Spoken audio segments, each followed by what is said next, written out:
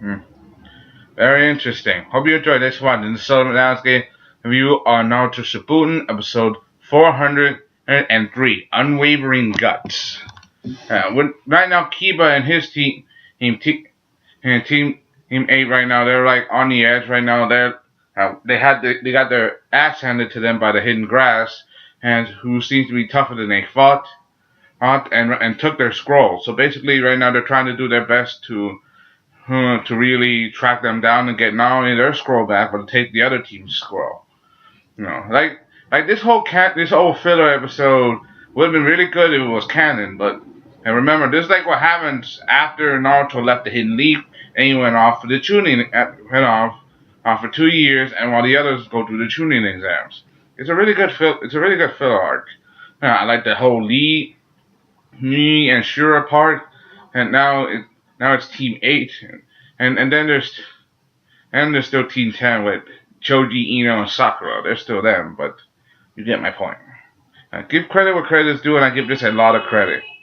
They try to track down their pursuit down, but the ones they're trying to pursue, the in-grass ninjas. This fat guy, like we all know, this fat, disgusting guy. We all know that he has the ability to create burping noise, and he's very fat, use the chemicals of his body odor as a weapon, and like literally create a gas. And he used his own sweat and odor to destroy their own sense of smell. Not their own sense of smell, like their body scent. And so that Kiba and his heightened nose, along with Akamaru, wouldn't find it. So basically, Lee, you gotta give credit where credit is due, and I give this a lot of credit. They're like destroying their own body scent so they can not be discovered. But Kiba, even though he losing his scent, he still tries. And they try to keep on going, like Shino using his instinct, Hinata with their Byakugan. They are a good sensory type group. All the of them can use their ability to sense people from faraway distances. Their enemy notices this and even tries to use it to their advantage, like scattering their own snow in so many directions that they can't find them. And so basically, they're using their own weapons against themselves. That's what I'm saying. And I gotta give this some points to Kiba because he's the one who doesn't want to give up because he keeps reminding himself of Naruto at every which way. Because yeah, no, Kiba's completely jealous of Naruto, but it's his jealousy and the fact that Naruto's able to give up even though he's not there with them, and that pushes his team on the edge to the point where they don't not want to give up and they want to succeed. And you got Hinata, the fact that we all know how she feels. Shino, still a moot point about him. He still doesn't want to be left behind again. So give credit where credit is due, and I give this a lot of credit. And the fight sequence was, a bit slow pace. He's like we all know that the fight last time was a little longer. Like they each gave up their abilities in their hands. But they overcome their opponents, outwit them, even using their best jutsu against them. And in the end, they came out on top. They did. They outsmarted them. And even though they erased their own smell, there was a certain other smell that they couldn't erase.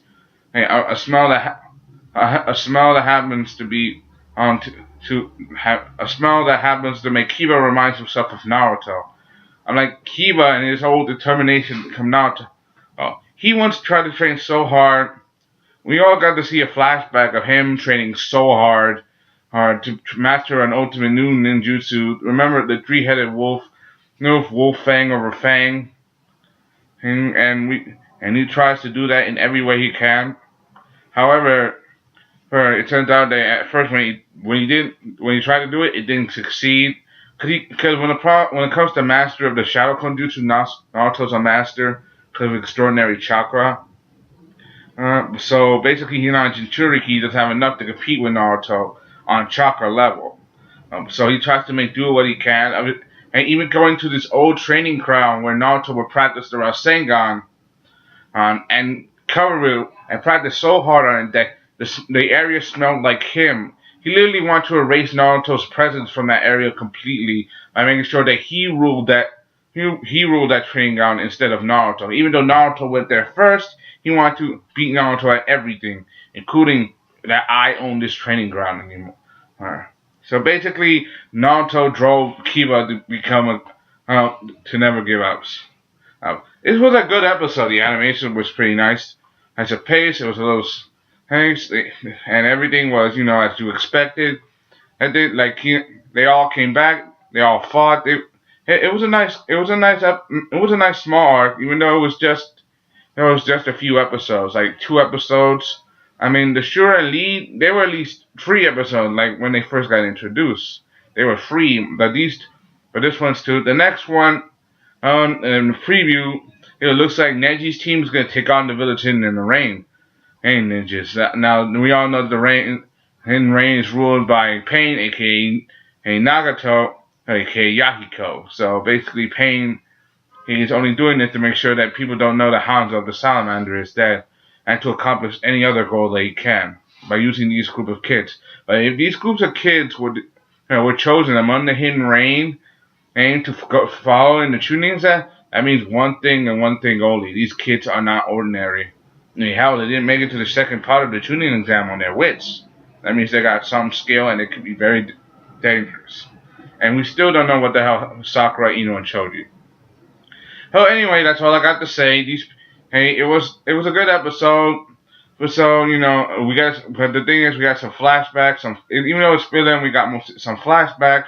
Now, it was a good touch of pace. Not as good as the Sora and Lee one, but it still had its moments. Hope you enjoyed this. Find a comment, subscribe. Thank you. This is Sellavin out giving you Naruto Shippuden episode 403, Unwavering and Gutless.